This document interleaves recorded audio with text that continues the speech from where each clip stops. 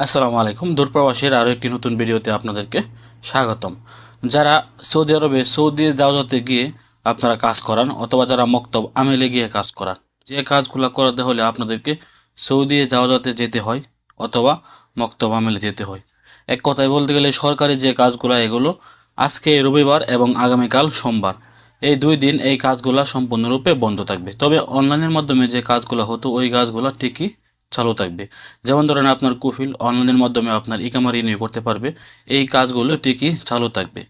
তবে সরাসরি সৌদি জাওজাতে গিয়ে যে কাজগুলো আপনাদেরকে করতে হতো বা আপনার কুফিলদেরকে করাতে হতো ওই কাজগুলো আজকে এবং আগামীকাল সোমবার 2 দিন বন্ধ থাকবে। যারা বাংলাদেশি প্রবাসীরা আছেন আপনারা জেদ্দা কনসুলেট এবং রিয়াদ দূতাবাসে আপনারা সরাসরি গিয়ে কিছু কাজ করাতে চান, ওই কাজগুলি কিন্তু আপনারা আগামীকাল সোমবার করাতে পারবেন না, কারণ সৌদি আরবের ন্যাশনাল ডে উপলক্ষে অর্থাৎ জাতীয় দিবস উপলক্ষে আগামীকালকে সৌদি জাওয়াজাত সহকারী সৌদি মক্তব আমেল এবং Bangladesh embassy Jeddah consulate Jeddah এটিও কিন্তু সম্পূর্ণরূপে বন্ধ থাকবে। তো আপনারা যারা এই কাজগুলি করতে চান আপনারা চেষ্টা করবেন আজকে এবং আগামীকাল সোমবার এই 2 দিন ছাড়া অন্য কোনো দিন যাওয়ার জন্য। আশা করছি আপনারা একদম স্পষ্ট ক্লিয়ার হয়ে গেছেন। এবং আরও একটি বিষয় আপনাদেরকে সতর্ক করে রাখতে চাই, সৌদি আরবের ন্যাশনাল ডে উপলক্ষে অনেকেই সৌদি আরবের পতাকা কিনবেন। মনে রাখবেন এই পতাকাটিকে যেন কোনো ধরনের অপমান করা না হয়। অর্থাৎ ধরেন পতাকাটি আপনি হাত থেকে রাস্তায় ফেলে দিয়েছেন অথবা আপনি একটি পতাকা রাস্তার মধ্যে পড়ে রয়েছে আপনি এটার উপর দিয়ে গেছেন, এরকম ভুল যেন আপনারা কখনোই না করেন।